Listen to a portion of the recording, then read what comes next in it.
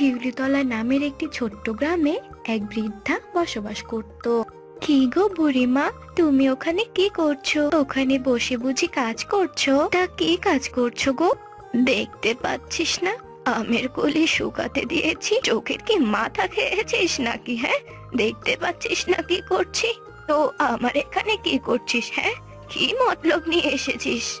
ও শোনো, আমি তো তোমার জন্য আমার গাছের মরিচ নিয়ে এসেছি।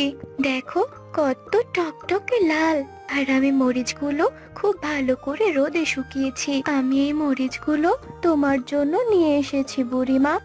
আমার জন্য মরিচ নিয়ে আসার তো আর এমনি এমনি আনিসনি, বলে ফেলতো মতলবটা কি? না মানে বুড়িমা, তুমি তো খুব সুন্দর আচার বানাও, তাই বলছি কি আমার এই মরিচগুলো নিয়ে আমাকে একটুখানি আচার দিও গো। চাই না আমার মরিচ, তুই এসেছিস আচার নিতে? যা, তোর মরিচ তুই বাড়িতে নিয়ে যা, আমি তোকে কোনো আচার দিতে পারবো না। যা এখান থেকে যা। বাবা, আমি তো তোমার ভালোর জন্য নিয়ে এলাম, আর তুমি আমাকেই বকছো। লোকে ঠিকই বলে তুমি একটা বিছুটে বুড়ি। এ যা তো এখান থেকে, দূর হ, দূর হ আমার চোখের সামন থেকে। তোর উপকার আমি চাই না, বুঝলি? তোমার এখানে আসাটাই আমার ভুল হয়েছে। যত সব। কেন যে তোমার মতো এত খুটখুটে মেজাজের বুড়ির কাছে এলাম। দূর বাবা। এই বলে কমলিকা সেখান থেকে চলে যায়। কান্তা বুড়িকে গ্রামের লোক অপছন্দ করলেও একজনকে সে খুব পছন্দ করত, আর সে হলো টুনি নামের এক বাচ্চা মেয়ে। বৃদ্ধা টুনিকে খুব ভালোবাসতো। কিরে টুনি, কোথায় যাচ্ছিস? কোথায় আবার, বুড়ি দিদার কাছে যাচ্ছি। তুই আবার ওই রাগী বদমেজাজি বিজুটে বুড়ির কাছে যাচ্ছিস? তোকে কতবার বলেছি ওই বুড়ির কাছে যাবি না। মা, তোমরা শুধু বুড়ি দিদার রাগটাই দেখতে পাও, তার কষ্টটা দেখতে পাও না। বুড়ি দিদা অনেক ভালো গো। আসলে তোমরা কেউ বুড়ি দিদাকে বুঝতেই পারো না। আমি তোমাকে কি করে বোঝাই মা যে বুড়ি দিদা অনেক ভালো। যাকে মা, আমি গেলাম বুড়ি দিদার কাছে। এই বলে টুনি বৃদ্ধার কাছে যায় আর বৃদ্ধার সাথে গল্প করতে থাকে। বুড়ি দিদা, আচারটা খুব ভালো হয়েছে গো, অনেক মজা হয়েছে। সত্যি তুমি আচার অনেক ভালো বানাও গো দিদা। তবে তোমার মুখটা এত শুকনো লাগছে কেন গো? আসলে দিদি ভাই, কাল একটা পুজো আছে, তাই ভাবছিলাম কাল 3 রকমের ফলের আচার করব, কিন্তু আমার কাছে যে কোনো ফলই নেই, আর মাথাটাও খুব ধরেছে। বিকেল হয়ে গেছে, জঙ্গলে আর যাওয়া হবে না রে। আর আমার মানতটাও পূরণ করা হবে না, তাই ভালো লাগছে না রে দিদি ভাই। এত চিন্তা করো না তো দিদি ভাই, আমি তোমার নাতনি আছি কিসের জন্য? এত চিন্তার কিচ্ছু হয়নি, আমি তোমার জঙ্গল থেকে ফল এনে দেবো দিদা। তুই পারবি তো দিদি ভাই? তোর কোনো অসুবিধা হবে না তো? তুমি এত ভেবো না তো দিদি ভাই, আমি এক্ষুনি ফিরে আসবো, তুমি এখানে বসো তো। এই বলে টুনি সেখান থেকে যাওয়ার জন্য রওনা দেয়। আর কিছুক্ষণ পর টুনি জঙ্গলে পৌঁছে যায়। টুনি ফল খুঁজতে খুঁজতে একদম জঙ্গলের ভিতরে চলে আসে। ও, ফল খুঁজতে খুঁজতে তো ক্লান্ত হয়ে গেলাম, কোথাও তো ফল খুঁজেই পাচ্ছি না। হয়তো একটা ফলের গাছ দেখতে পাচ্ছি, যাই একটু এগিয়ে যাই। কি, এ আবার কেমন গাছ? এই গাছে তো দেখি আবার সব ধরনের ফলই আছে। কি অদ্ভুত গাছ রে বাবা, এমন গাছ তো আমি আগে কখনো দেখিনি। এই গাছে তো সব ধরনের ফলই রয়েছে। যাক বাবা, ভালোই হলো, আমি এই গাছ থেকে অনেক রকমের ফল নিয়ে যেতে পারবো। দিদা সব ফল দেখে নিশ্চয়ই অনেক খুশি হবে। এই বলে টুনি খুশি মনে ফল ছিঁড়ে হাতে নেয়, আর ফলটা ছিঁড়তেই সাথে সাথে টুনির পুরো শরীর নীল হয়ে যায়, আর সে সেখানেই মাটিতে পড়ে যায়। আর এদিকে টুনি তো এখনো বাড়ি ফেরেনি। এখন তো আমার অনেক চিন্তা হচ্ছে, আমি বরং টুনিকে খুঁজতে যাই, কোথায় যে গেল মেয়েটা। এই বলে বৃদ্ধাও জঙ্গলে যায় টুনিকে খুঁজতে। বৃদ্ধা টুনিকে অনেক খোঁজে, কিন্তু কোথাও খুঁজে পায় না। কোথাও তো টুনিকে পাচ্ছি না, কোথায় গেল টুনি? টুনি, টুনি দিদি ভাই, কোথায় তুই? এ কি, ওখানে এভাবে কে পড়ে আছে? আবার টুনি নয় তো? আমার এক্ষুনি ওখানে যেতে হবে। এরপর বৃদ্ধা এখানে যায়। এ কি টুনি? টুনি, ওঠ দিদি ভাই, তোর কি হয়েছে? টাকা দিদি ভাই, না না, তোর কিছু হতে পারে না। এ কি, এ আবার কেমন গাছ? এ গাছে তো দেখছি সব রকমের ফল। কি আশ্চর্য রকমের ফল! এই বলে বৃদ্ধা কৌতূহল বশত সেই সব ফলের গাছ থেকে ফল ছিঁড়তে ধরে। তুমি ফল ছিঁড়ো না, তুমি ফল ছিঁড়লে যে তোমারও ওই মেয়েটার মতো অবস্থা হবে। এটা যে একটা বিষাক্ত গাছ। কি বলছো কি এসব? বিষাক্ত গাছ? হ্যাঁ, আমি একদম ঠিক বলছি। আমি কিছুক্ষণের জন্য এখান থেকে চলে গিয়েছিলাম, আর তার মধ্যে হয়তো এই মেয়েটা এসে ফল ছিঁড়তে ধরেছিল, আর তাই এই অবস্থা হয়েছে। আসলে এই ফল গাছটা পুরো বিষে ভরা। যে এই ফল স্পর্শ করবে তার শরীর বিষে ভরে যাবে। আর জানো তো, আমি কোনো পাখি নই, আমি হলাম এক নাগিন, এক ডাইনি। আমার সমস্ত বিষ ও শক্তি কেড়ে নিয়ে এই গাছ তৈরি করেছে, আর আমাকে একটা পাখিতে পরিণত করেছে। ওই ডাইনিটিকে একজন তান্ত্রিক মেরে ফেলেছে, কিন্তু আমাকে আমার রূপ ফিরিয়ে দিতে পারেনি। তাই আমি সব সময় এই গাছটিকে পাহারা দেই, যাতে এই গাছের ফল কেউ স্পর্শ না করে মারা যাক। সবই তো বুঝলাম, কিন্তু আমার দিদি ভাই, ওকে আমি কি করে আমার কাছে ফিরিয়ে আনবো? আমি কি ওকে আর ফিরে পাবো না? টুনি দিদি ভাই, তোমার নাতনিকে ঠিক করার একটি উপায় আছে, আর তা হলো পদ্ম ফুল। ওই দক্ষিণ কোণের দিকে একটি নদী আছে, আর সেখানে পদ্ম ফুল রয়েছে। ওই ফুল এনে তোমার নাতনির শরীরে ছোঁয়ালে তোমার নাতনি ঠিক হয়ে যাবে।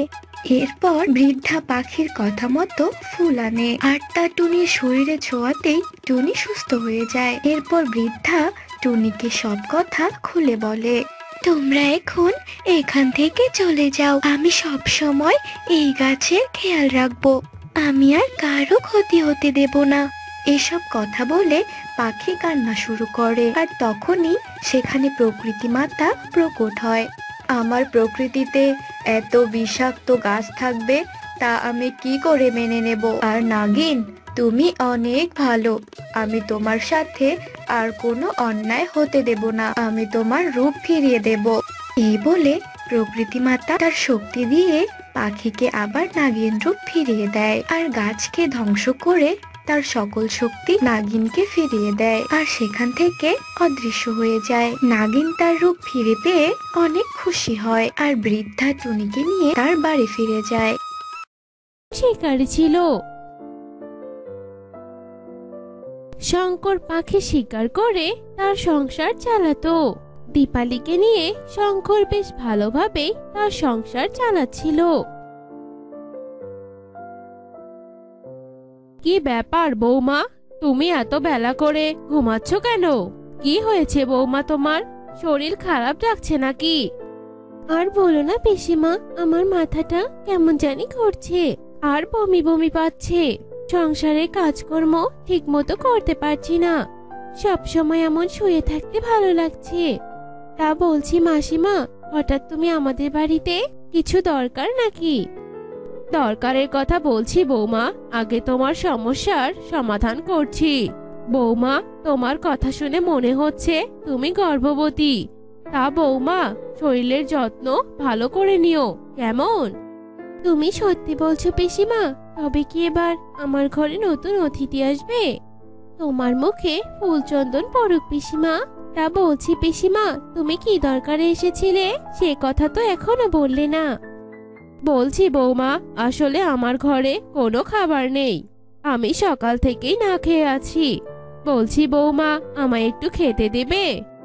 এরপর দীপালি সরলাকে খেতে দেয়, আর সরলা খাবার খেয়ে খুশি মনে সেখান থেকে চলে যায়। আর দীপালি অনেক উৎসাহ নিয়ে শঙ্করের বাড়িতে ফেরার অপেক্ষা করতে থাকে।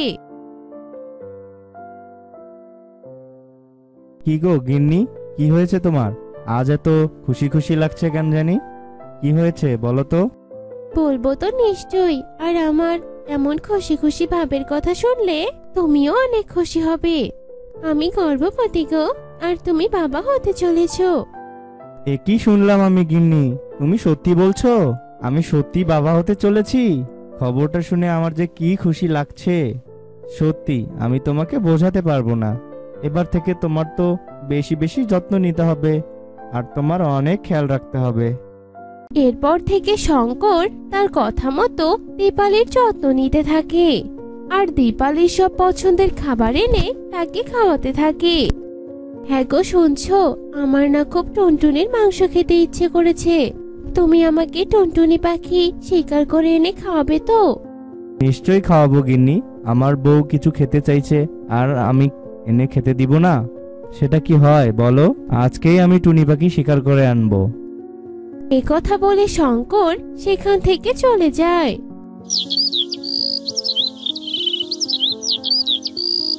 আর বেশ কিছু সময় পরে শঙ্কর টুনটুনি পাখি শিকার করে নিয়ে আসে, আর দীপালিকে সেই টুনটুনির মাংস রান্না করে খেতে দেয়।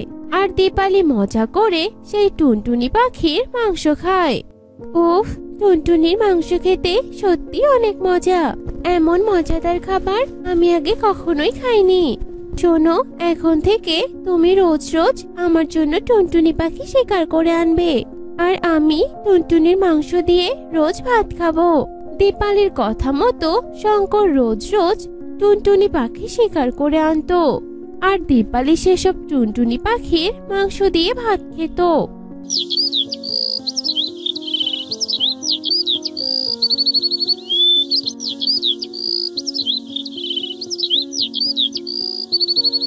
এভাবেই বেশ কিছু মাস কেটে যায়।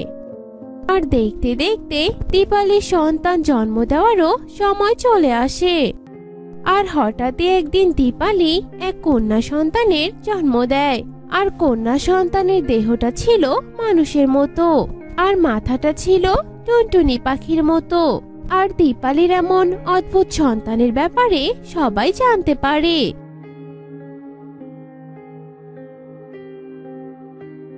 হ্যাঁ রে দীপালি, মেয়েকে নিয়ে রোদ পোহাচ্ছিস নাকি? আসলে আমরা এদিক দিয়ে যাচ্ছিলাম তো, তাই তোর এমন অদ্ভুত মেয়েকে দেখতে এলাম আর কি।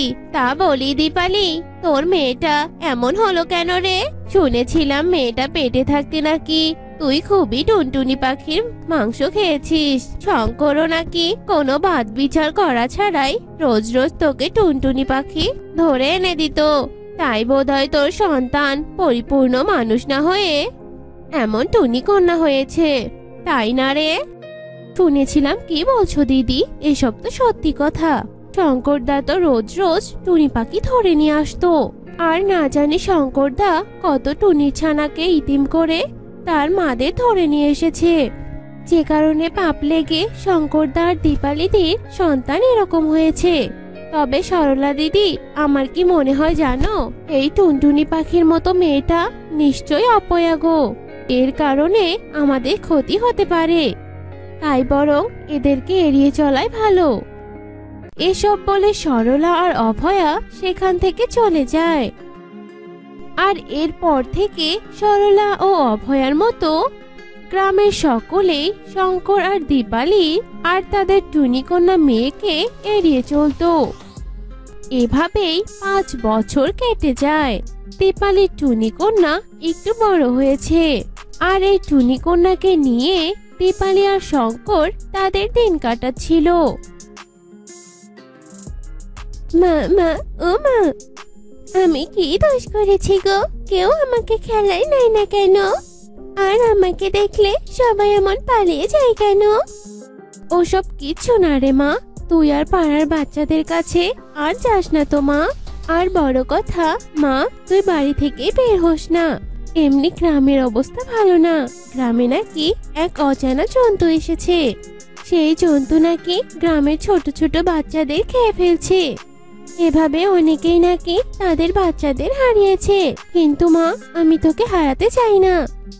দীপালির কথা শেষ হতে না হতেই সেখানে শঙ্কর আসে। আর শঙ্কর চিন্তিত মুখে বলে, আর বলো না গিন্নি, আমি মাত্রই শুনে আসলাম হরিশ দাদার ছেলেকে নাকি ওই জন্তুটা খেয়ে ফেলেছে। আর আমি এটাই শুনে আসলাম যে ওই জন্তুটা নাকি পূর্বে জঙ্গলে থাকে, ওখান থেকে প্রতিদিন বেরিয়ে এসে আর বাচ্চাদের ধরে নিয়ে যায়। তাই নাকি বাবা? ওই জন্তু পূর্বে জঙ্গলে থাকে? তবে আজই ওই জন্তু শেষ দিন। ওই জন্তু এই গ্রামের বাবা মায়ের কোল আর খালি করতে পারবে না। আমি ওকে শেষ করে দেব। এসব কথা বলে টুনি কন্যা পূর্বের জঙ্গলের দিকে যেতে থাকে। আর শঙ্কর আর দীপালি ভয় পেয়ে টুনি কন্যার পিছু নেয়। আর শঙ্কর আর দীপালি পূর্বের জঙ্গলে না পৌঁছতেই টুনি কন্যা সেই জন্তুকে মৃত অবস্থায় টানতে টানতে জঙ্গলের বাহিরে নিয়ে আসে। আর টুনি কন্যার এমন সাহস আর বীরত্ব দেখে শঙ্কর আর দীপালি ভীষণ অবাক হয়। আর ধীরে ধীরে এমন টুনি কন্যার বীরত্বের কথা সবাই জানতে পারে। আর সকলে টুনি কন্যাকে অপয়া না ভেবে বীরকন্যা ভাবতে শুরু করে। তো বন্ধুরা, আজকে আমাদের গল্পটি তোমাদের কাছে কেমন লেগেছে তা কমেন্টে জানাতে ভুলো না কিন্তু।